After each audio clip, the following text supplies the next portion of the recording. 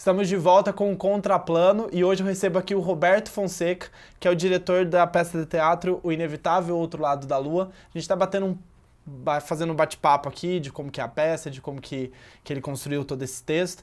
Eu queria saber um pouco, Roberto, agora, em relação aos atores, né? A gente falou um pouco no primeiro bloco, mas como que é a escolha do ator para executar essa peça, tendo em vista de que ela não vai ser, a arte cênica ela vai ficar um pouco, ela não predomina tanto, né, nessa peça de teatro. O ator tem que trazer a vivência dele, a experiência dele, a bagagem dele. Então, como que é a escolha desse ator que vai apresentar esse tipo de peça? A escolha dos atores para fazer esse tipo de espetáculo realmente é bem delicado. Nesse caso, como a gente já é um grupo, então o Rômulo enquanto ator e o William também enquanto ator, a gente já vem trabalhando num certo sentido nessa linha. Então é uma escolha do grupo de estar enveredando por esses caminhos. Então nesse sentido ficou fácil. Mas se for de um modo de fazer um processo seletivo para estar escolhendo alguns atores para fazer, realmente aí é um pouco delicado. Porque as artes cênicas, ela tem o espetáculo trabalha com todos os instrumentos tradicionais do teatro. É importante o ator saber de tudo isso, mas nesse tipo de teatro, que é o teatro contemporâneo, ele tem que ter um outro tipo de preparo. Seria mais uma preocupação, uma curiosidade vindo de outras áreas. Aí teria que ter um pouquinho de conhecimento de sociologia, antropologia, filosofia, psicologia, ou seja, todas as áreas do conhecimento para ter um relacionamento, uma interação com a sociedade, uma visão mais crítica, no certo sentido, de tudo que está acontecendo ao nosso redor. Porque tudo isso vai ser trazido para a cena. E é onde que o ator realmente ele tem que estar muito presente para estar falando isso. É uma relação próxima com as artes visuais, com a questão da performance. Então o performer ele vai fazer uma performance, ele traz o quê? Todas as coisas dele. E traz todas as coisas dele relacionadas a esse conjunto de coisas que estão acontecendo ao nosso redor. E sempre de um modo bastante visceral. Né, muito intenso. Então realmente para escolher os atores é um processo sim bem difícil, bem delicado. E falando um pouco agora sobre toda a questão visual da sua peça, a gente vê que os atores eles causam uma perturbação, né, quando você olha para os personagens. Como que você montou essa estética para causar exatamente isso nas pessoas? Essa estética surgiu outra coisa dos elementos deles estarem sendo usados autonomamente, mas também de modos complementares. No caso, a primeira imagem que causa esse impacto no público é a maquiagem. Né? Sim, cara branca, né? A cara branca. Então foi uma máscara mesmo que a gente fez, uma máscara branca, uma máscara neutra no certo sentido também, que não identifica como se fosse um personagem, pelo contrário, dá a intenção de ser todos os personagens possíveis. E isso foi legal que foi um dos espectadores que percebeu isso e falou, nossa, legal que vocês usaram a máscara branca e que deu essa ideia de espelho também. Sim. Então, nesse sentido, a gente usou a máscara branca também com todo esse sentido. O figurino que foi feito pela Cíntia Moreira, ela veio com a ideia, ela leu o texto, acompanhou o ensaio com os atores e veio com o princípio da ideia da roupa do Arthur Bispo do Rosário, que seria estar acrescentando as coisas. E a gente conversando, discutindo, a gente falou, não, a gente precisa de algumas coisas que sejam mais sintéticas, que sejam mais simbólicas. Então a gente precisa limpar tudo isso e deixar menos elementos. Aí é onde ela veio com a ideia da chave. Então fica metade do figurino com as chaves e a metade é um preto meio desbotado, que é uma textura bem interessante. Então manteve a ideia do manto, que também é como se fosse uma roupa, no sentido da máscara também, que pode ser qualquer tipo de roupa. Sim, porque é um liso também, né? Ele é longo, então você consegue imaginar o que você quiser ali, né? A roupa tem a questão, a calça, a camiseta, então corta, né? A pessoa, e o manto ele já é inteiro liso, então você joga ali o que você projetar. Isso, daí é legal que isso gera, para quem está assistindo, várias camadas de leitura também. Então, dependendo da cena, alguns podem estar vendo alguma coisa conforme a composição dos atores em cena. Algumas marcações, eu enquanto diretor, eu fui lá e fiz uma certa marcação, porque é uma coisa que a gente estava trabalhando no texto, que é presente o tempo todo, essa questão da tensão entre os lados. Isso está no figurino e também está na composição das cenas. Então, algumas cenas, do modo como eles ficam parados, é como se fosse um lado formando o outro. E é o lado que é de um e o lado que é do outro. Então, completam sempre o que é o eu e o outro, sempre um lado está complementando o outro. Através dessa chave até desse metade do figurino. Então, quando eles se unem, eles se completam. Isso, ele forma um figurino só. tanto o lado negro, né, que seria essa parte do figurino, quanto a outra que tem as chaves. Essas chaves, elas simbolizam o quê? Então, a chave ela trouxe como um suporte, porque no caso do Arthur Bispo, ela trouxe era para pôr várias coisas, né? Vários elementos que tivesse ali. Daí a gente falou, não, precisa de alguma coisa que fosse mais simbólica, que desse mais essa abertura de leituras. Então, daí o público também que vai estar fazendo a questão do sentido, a interpretação. Aí no texto, aí, particularmente para mim, seria como se fossem as chaves mesmo do conhecimento. Então, são vários tipos de chave, né, e vai estar abrindo cada chave, de repente abre um compartimento e a gente tem acesso a um tipo de conhecimento. Cada chave traz uma questão, abre uma gaveta. Abre uma gaveta. E é uma analogia também com o texto, em cada cena, em cada quadro traz questões diferentes, né? Então seria como se fossem chaves para ter acesso àquilo. Interessante. E tem sido, né, uma tendência muito forte esse tipo de temática, né, que deixa o público participar, onde o público não é mais passivo, né, ele se torna ali ativo dentro da construção do trabalho. Você acha que, de repente, com certeza tem a ver com essa crise de identidade que a gente vem enfrentado, né, ao longo do desenvolvimento da tecnologia e de tudo mais, mas por que você acha que isso eclodiu muito agora? Então, agora eu acredito que seja por questões morais e éticas, ou seja, talvez mais morais do que éticas, porque tudo ao nosso redor está se desmoronando, está tudo vem se fragmentando, se apodrecendo, né? Então a questão de trazer questionamentos nesse cunho mais da ética está nesse sentido de que a gente é necessário discutir, é preciso fazer outras normas, outras regras, porque essa moral que está aí já não serve há um bom tempo, né? Então aí o sentido ético, que o ético vai estar fazendo o quê? Ele é mais do que moral num certo sentido. Ele vai estar trazendo para a gente questionar os princípios que regem essas normas e essas regras. E essas normas e essas regras que não fazem mais sentido, né? Então a gente precisa construir outras normas e outras regras. Então a gente precisa construir a partir desses sentidos mais éticos. Então esse caldeirão todo que a gente está vivendo, num certo sentido, mostra essa possibilidade de que a gente vai estar desmistificando um monte de coisas e vai estar construindo algumas coisas novas. Aí, no certo sentido, o espetáculo, ele propõe, no certo sentido, essas reflexões também.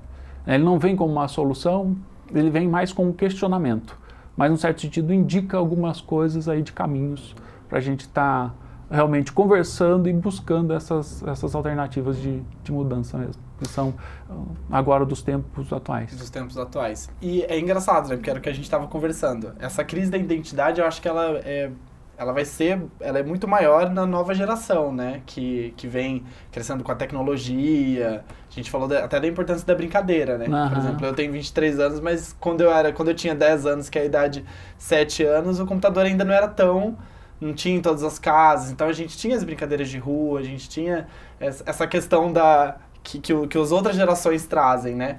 E a sua peça, ela é para o público adulto, né? Sim. O público adulto também está sofrendo essa mutação em relação à identidade, mesmo com as raízes que eles construíram? Sim, acredito que todos, não passa ninguém em colo dessa situação. E a questão da identidade, voltando na base do texto dos autores, do Jubar principalmente. A hora que você está falando das brincadeiras, isso estaria dentro da socialização primária, que são aquelas experiências que a gente tem com a família, que é brincando na escola. Tudo isso vai formando, sim, a identidade. É um passo da formação da identidade. E ela vai se construir durante todas as nossas experiências. Então, aí, no caso dos adultos, hoje também estão passando, sim, por nessa nova formatação da identidade. Né? Se ela já em si se a gente concebe ela como um processo de construção, hoje em dia ela está sendo mais construída ainda. Porque hoje em dia nós temos várias questões que estão em pauta também, que vai estar gerando exatamente diretamente relacionada à questão da identidade. Essa desfragmentação desfragmentação. Essa desfragmentação está em todos os campos. Então, das profissões também a gente pode estar falando que está em crise, como as identidades. Então, aí uma coisa vai estar se relacionando um pouco com as outras aí. Então, o público que a gente põe que a faixa etária seria a indicação de 12 anos. Mas por conta da densidade do espetáculo, no começo a gente começa com um vídeo do Espírito do Tempo, que tem cenas fortíssimas, e como se fosse já uma introdução do espetáculo. Então a gente põe essa classificação mais por conta disso. Mas de repente, eu não sei como seria a reação de repente, menores de 12 anos estar assistindo esse espetáculo e estar vendo como isso estaria chegando neles, né? É uma outra visão, né, na verdade, né? Como você falou, a sua peça trabalha vários tipos de visões, mas porém a gente tem que ter uma bagagem empírica para a gente conseguir entender pelo menos a temática, né, do que você está tentando passar, né? Sim. Talvez os jovens vejam isso mais como uma coisa perturbadora mesmo, por não entender essa questão da cara branca, do espelho, do que a gente que consegue enxergar isso, né? Sim.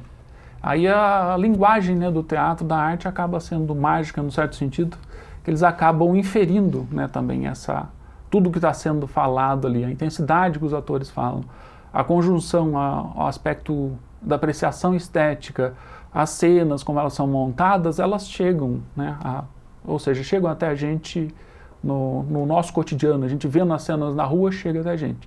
No caso daqui, ela é mais elaborada porque tem ali um contexto, mas esse contexto não necessariamente que seja para influenciar a pessoa, né? Aí dentro do teatro contemporâneo, que não é feito necessariamente para agradar.